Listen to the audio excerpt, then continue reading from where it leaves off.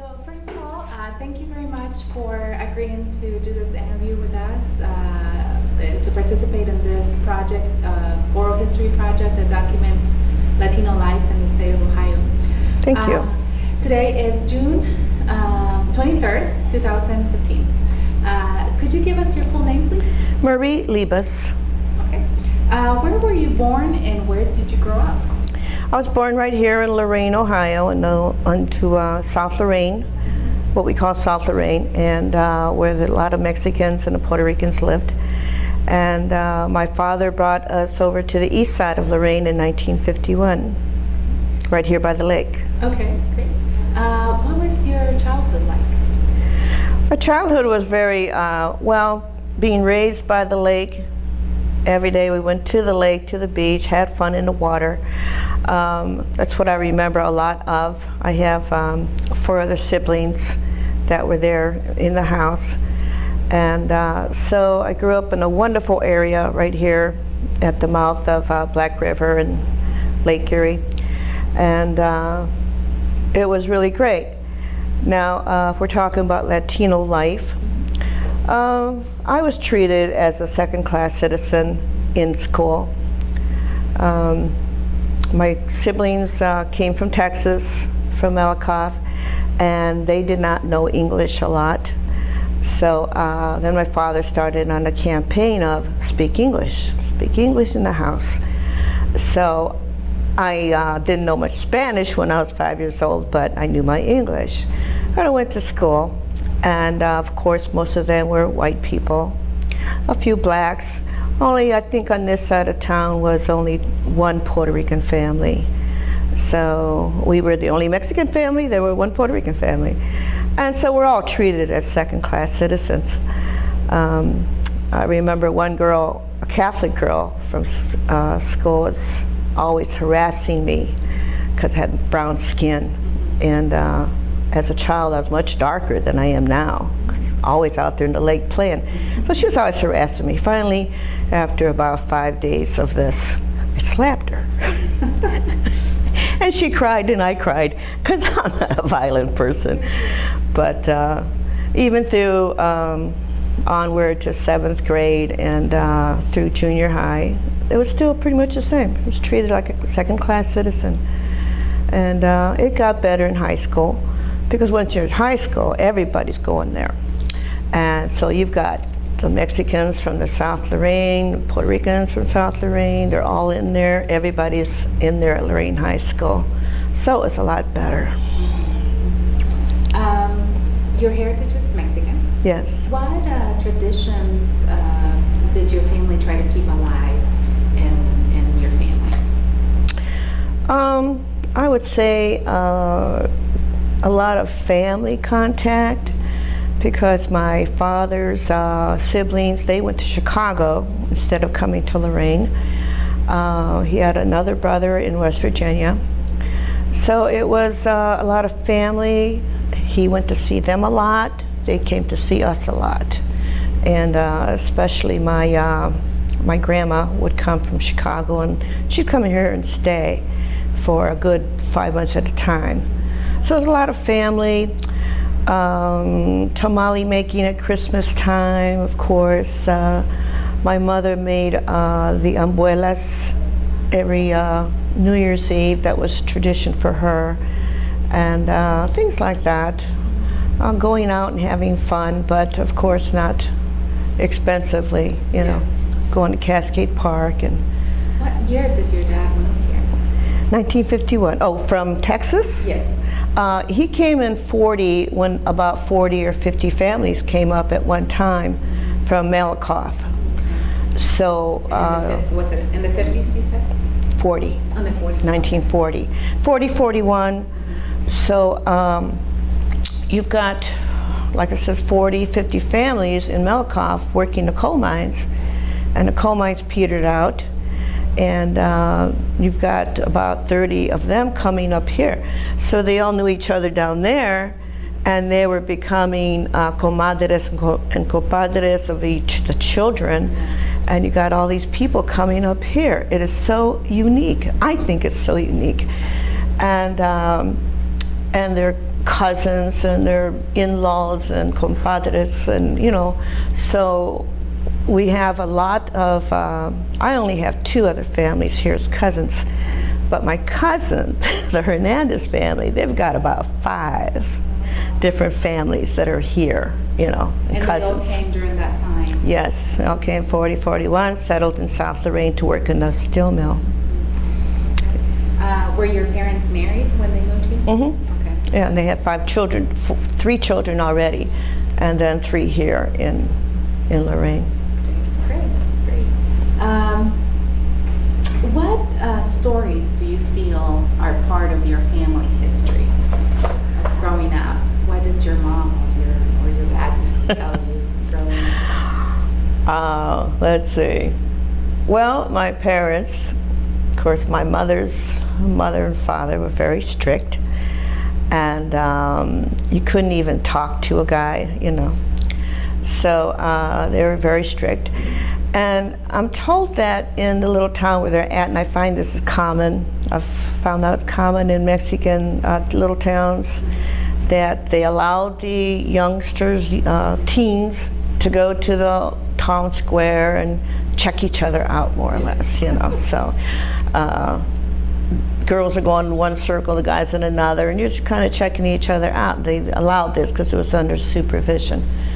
So, but still my father was very strict, my grandfather. And so my mother had to elope. So one of the friends of theirs, he was old enough to have a car. So he had a car, and back then in 1937, this guy, friend of theirs, Gus Garcia, he took them across the border to get married. And they had to, they came back. So that's how my mother had, she had to elope. Now, her mother, when would this be? God, 1870s or so? No, not that far back. 1890 maybe. That her mother, her honey, the guy that she was attracted to, they're attracted to each other. He goes into the house and kidnapped her. Oh, no. Because likewise, her family's also very strict, and so yeah, my grandpa kidnapped my grandma, and off they went. So they're from the central part of Mexico, and my dad's part is from Durango area, Durango, Mexico area. Were your parents the same way with you and your siblings, as far as being strict? My father's attitude was the boys can do what they want to do, but me and my sister, no. I wasn't allowed to babysit at all, to be in somebody else's house that long and to babysit. And come October, November, December, getting dark at 5:30, we had to be in the house. So he was strict. I wanted to be an usherette and for high school, and wasn't allowed to do that. And I wanted to be an a cappella, or not the high school choir. Couldn't do that because a lot of your concerts are at night. So yeah, he was strict. So likewise, I wound up running away. To get married? No, just to run away. Took off to live elsewhere because I was already working downtown. So I had to just take off. What jobs have you had here in Lorain? Oh my goodness.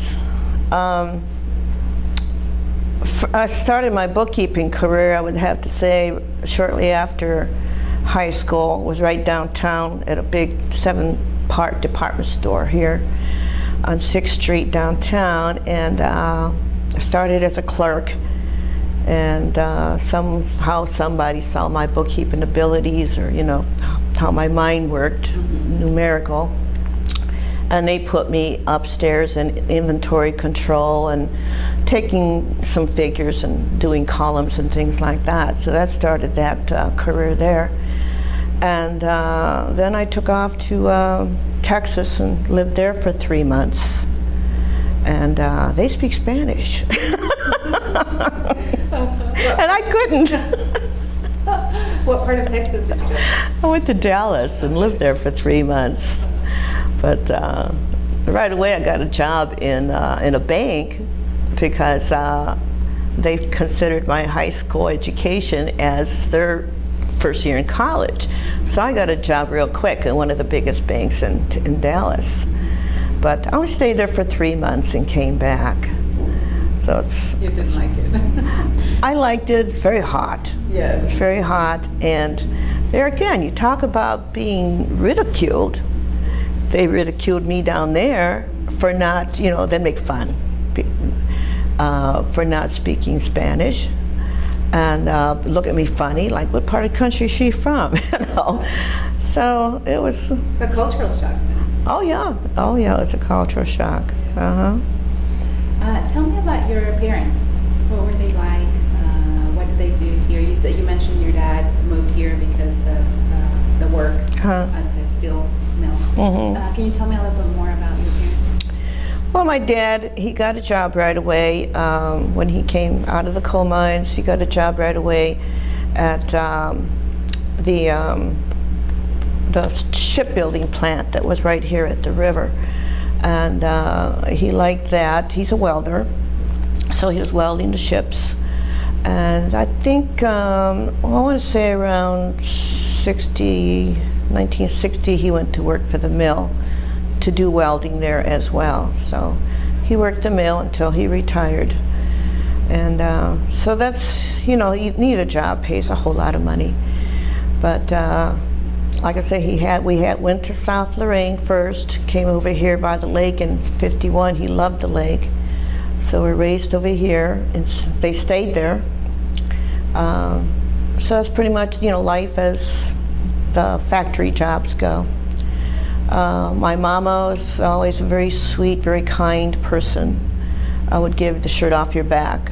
And Dad was gruff, so I guess they, compliment each other. I don't know. But she's very adhered with her mother, too, so that very often, I'd say about 3 times a week, we'd be going over to South Lorain to go see Grandma. So that bond was always there, with Grandma going over there 3 times a week, coming back, getting on the bus, coming back to over here.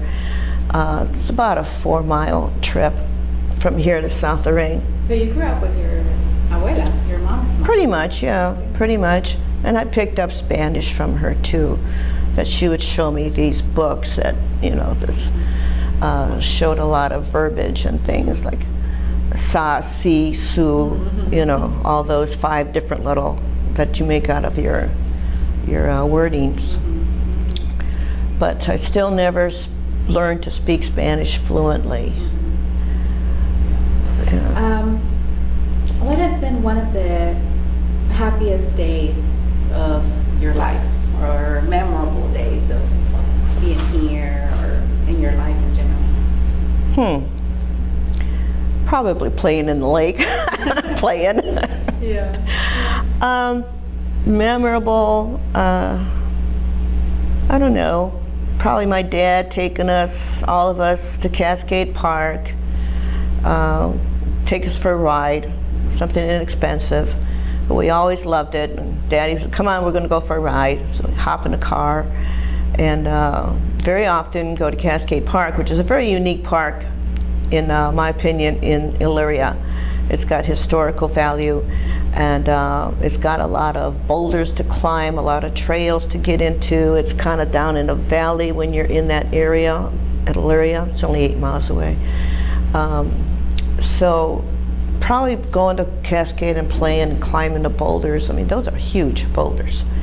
And being down in a valley, climbed a boulder 20 feet high. You can see downtown Elyria from there. It was pretty cool. So I'd say that because we'd always meet up with my Hernandez cousins and their family of 7. So just playing with the cousins and binding with them. And there's a couple that I'm still bound with.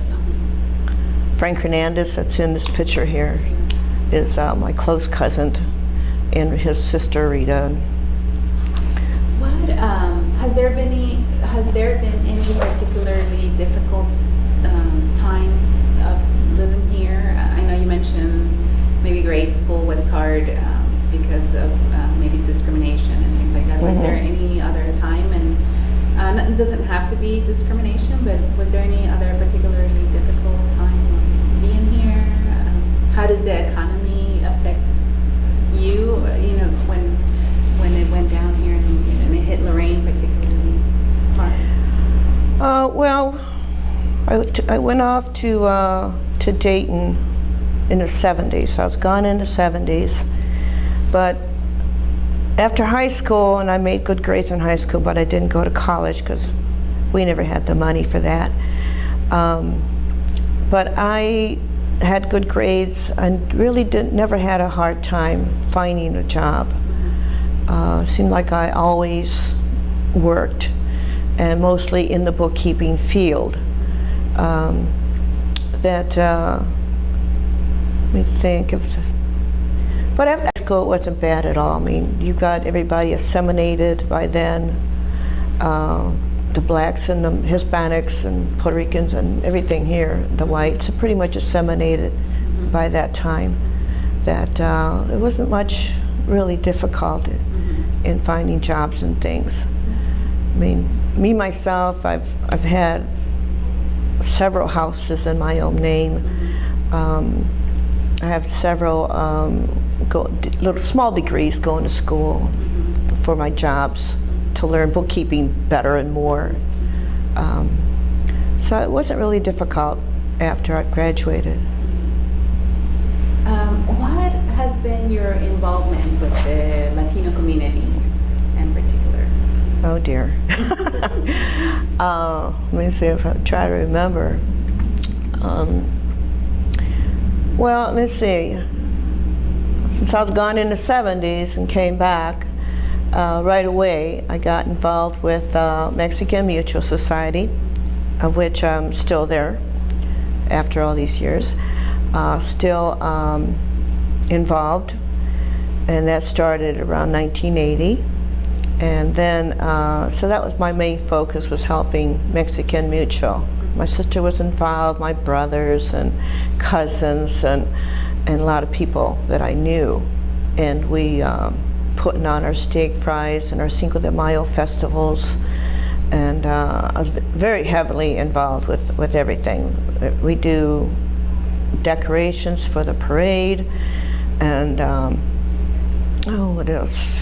There's an international festival that's coming up. It's here now, that we're all very much involved in, making the food, all that stuff. And then when this came up, 1996, got involved with the Hispanic Fund. This is the UAW Leadership Conference that they did. And so 96, then, of course, being affiliated with these leaders, oh, why don't you come help us over there? Why don't you come help us over here? So I found myself involved with the Hispanic Fund. It's part of the Greater Lorain Fund, helping them out. This UAW CHIP conference, back then it was called the UAW Leadership Conference. And now it's the UAW, now it's the CHIP conference. And Hispanic political voice, getting into voting and things, getting the vote out to Hispanics and spreading the word on that. And mostly I was more of a follower on those things. I let the other guys like Mike Fair and Dina, they took care of all that stuff. The more complicated things, getting organized with it, and I would just be a helper more or less. I don't think I was on any boards at all at that time. What else was there? Hispanic Political Voice, UAW, Mexican Mutual, Hot and Heavy. That took up a lot of my time. And there's another one, I can't think of it. So it's about 4 things I was doing at one time and burning myself out. And I guess that was about 95 to 2000. So, and then I just was phasing them out. I met a lot of people, met a lot of wonderful people that I'm sure you've already met and interviewed yourself. So about 2000, I kind of was putting them on the wayside, and I'm getting burned out from all of these meetings and things, and just has since then has been sticking to being the treasurer of Mexican Mutual and just helping put together our events and making money, and that's been my main focus since. What is Mexican Mutual main mission? The Mexican Mutual Society was started by Joel Erdondo's father and about 20 other men that were here in the 20s. And the mission back then was to help newcomers from Texas and Mexico to get assimilated into this society, and to get jobs, help with housing, all of that kind of thing. Like when my dad came here at 42, 41 or so, they had Quonset huts over there by the steel mill. Those like army Quonset huts, and that's where people lived. That's where the men usually lived there until they got their housing there on South Lorain and got their families coming up. So you got all these Mexicans coming up in 1941 and 42. So that was, I lost the train of thought here. The role of Mexican Mutual. Oh, okay. So Mexican Mutual would help all these people get settled down, and that was their main focus. And I don't know when I've seen pictures, I think in this magazine, that even back then they would have their fiestas and their Cinco de Mayo fiesta, that have their September 16th fiesta, and they were putting those on way back in the 40s. The older Mexicans were doing that, and then the other ones were coming in 40, 41, 42, 43, and they continued with the club. And Mexican American Citizens Club, MACC, both clubs were working together and separate from having their dances and picnics and all that stuff, and just helping people get settled in. And it continues to play that role now? Yes, they do. The Mexican American Citizens Club is no longer has a bar, as per se. Mexican Mutual has a bar, and we have a ball, we have a cultural hall, we have grounds where we have our steak fries and honor kids that have gone to college and going to college. We give them money. Mexican American Citizens Club does the same thing. They no longer have a club. They just get together a bunch of people and do their functions. And so they have their steak fries. No, I take that back. They have like spaghetti dinners or Mexican dinners, and they give their scholarships. Mexican Mutual gives their scholarships during our steak fries. So you got two organizations still giving out money. So it's pretty nice. Mexican Mutual is struggling right now, struggling very badly just to keep the doors open. So we work on that. So I've been there helping out since I came back from Dayton area. I was in Dayton area in the 70s. And that's what we do. Can you tell me about the things that you brought, the books that you have? Can you explain a little bit to me what they are? Well, the significance of this particular photo here, I don't know if it's going to be, is that this is the first annual UAW Leadership Conference that we now call the CHIP Conference. But this was by the UAW because the Ford plant guys, they came up with this idea of putting on these conferences like the National Concert de la Raza that goes to all the major cities and have these conferences. So they decided they're going to try to do the same thing. And one of the leaders here, well, several leaders in this, was Arsenio Rodriguez, can't see upside down. Ford workers, my cousin Frank Hernandez, Arsenio's next to him. All these guys are all Ford workers, and they were all instrumental in starting to put this conference on and getting the leaders of these women to help. So this was your major leaders right here of the conference. And it's still going on today.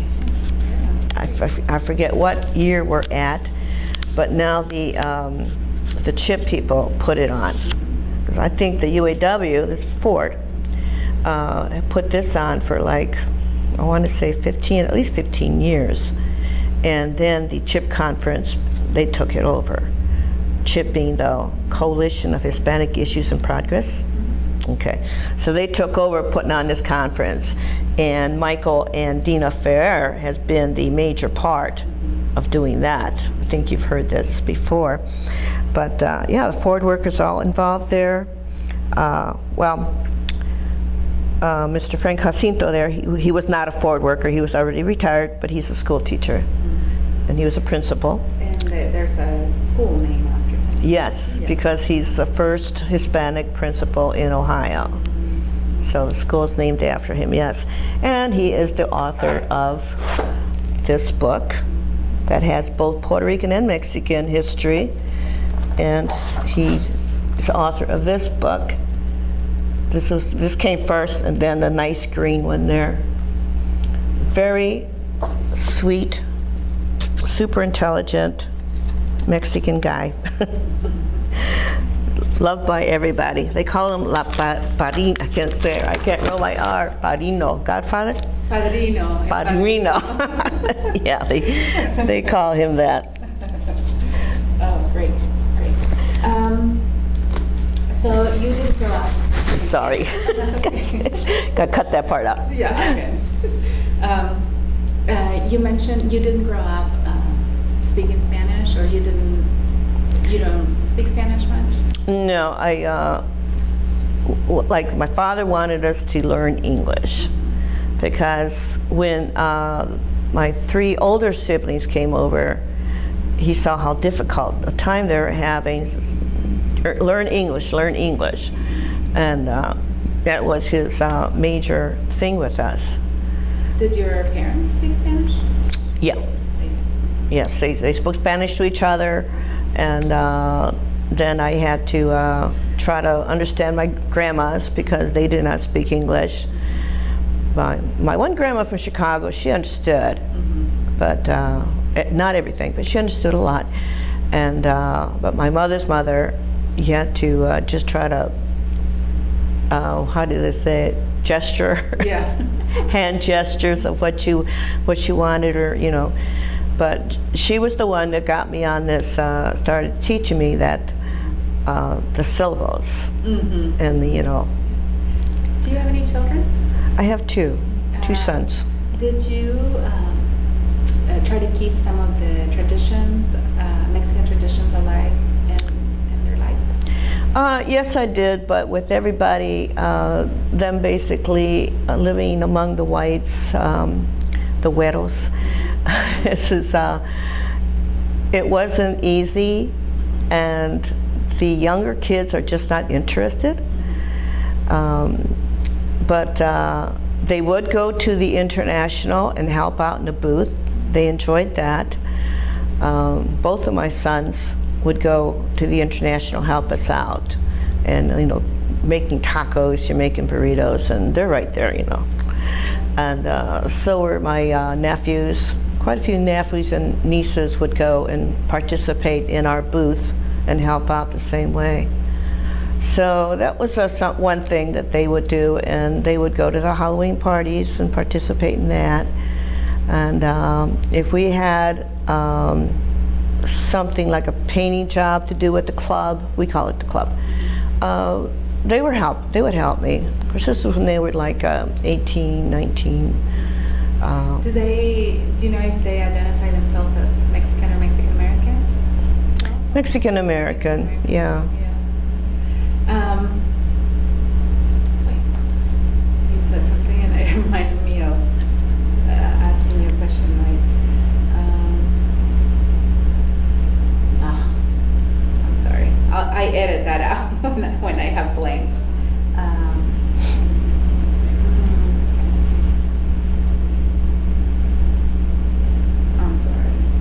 That's all right. Okay.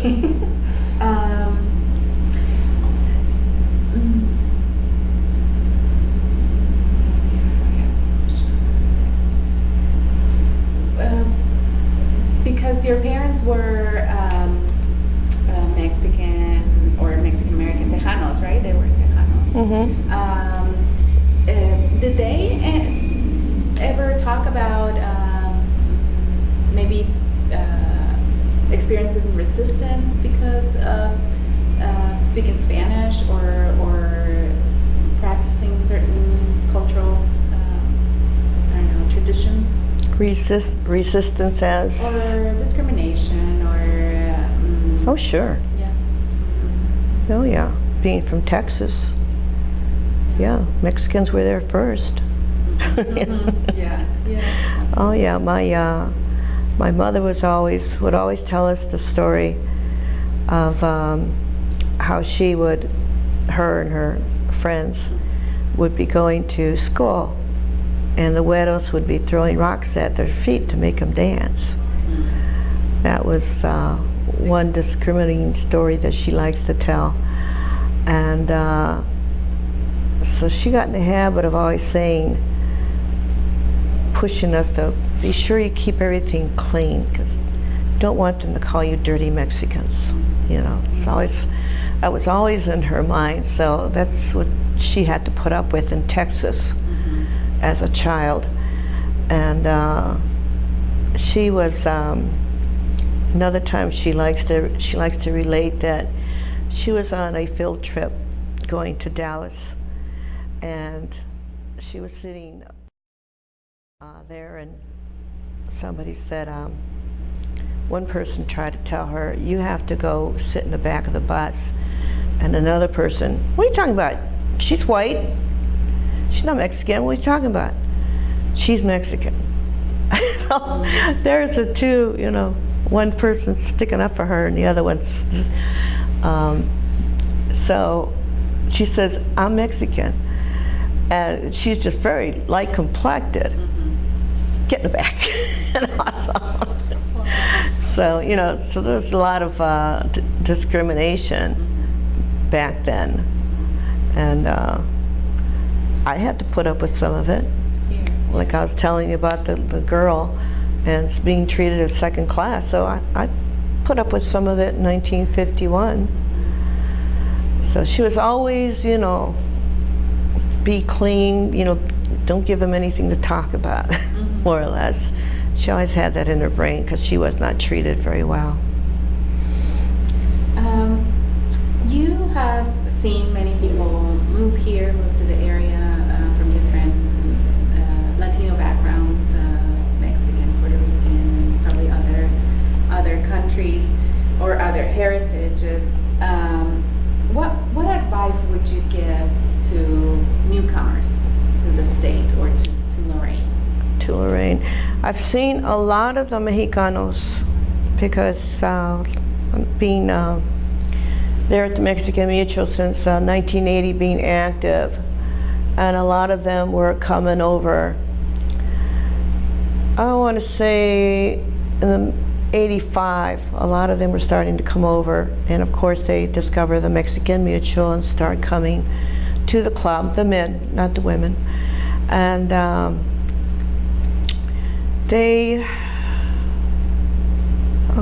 me see, later on, they just, you know, kept coming. There was a time where the Mexican Mutual Club was full, and both full of the current Mexicans and the Mexicans from Mexico. And I would always tell them, you have to learn English, you know, because to be there, and they try to come on to you, of course, all the time. But, you know, they'd be speaking to me in Spanish, and I goes, you know, I don't speak Spanish very well.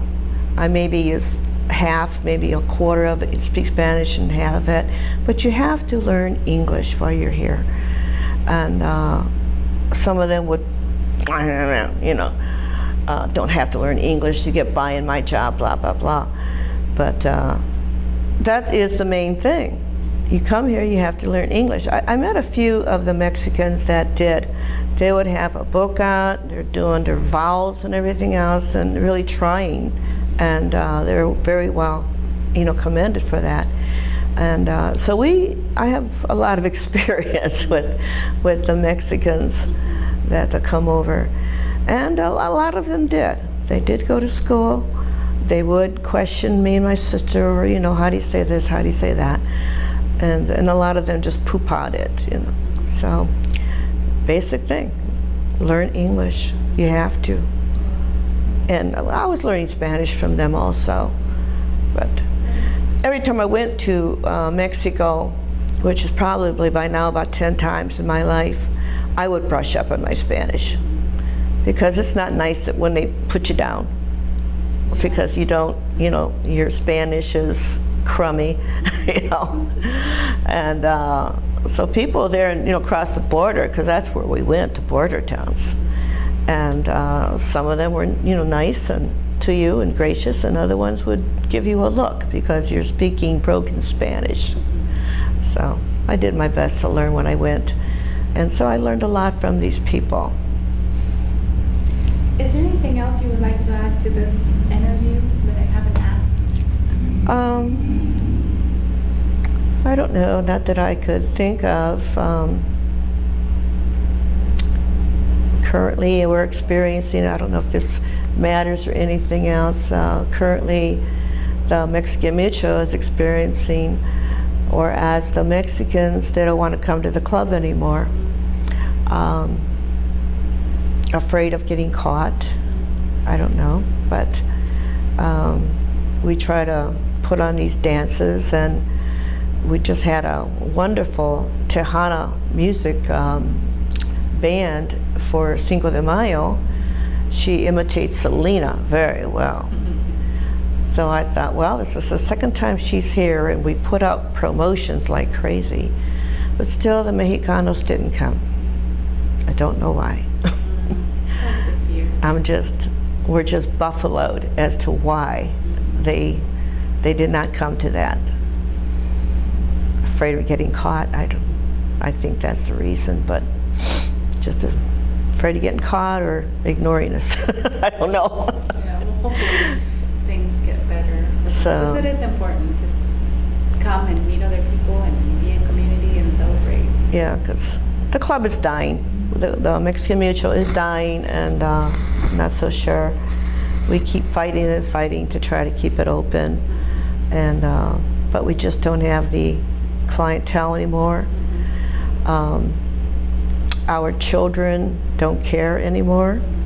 My children, they helped out when they were young people, and a lot of the other families, they have the same problem. Their kids did help out at the International Festival, and helped out the Mexican booth. They were having fun doing it. But as they're getting older, the kids, they don't want to participate anymore. They don't want to help out anymore. They don't want to speak Spanish anymore or try to learn it, It's a shame what's going on in this city that is so ethnic, that the children, they don't care to stay in that ethnicness. So that's pretty much what's going on right now with our Mexicans here. Except for the new Mexicans, and they're at Sacred Heart, and they're doing their own thing. Yeah.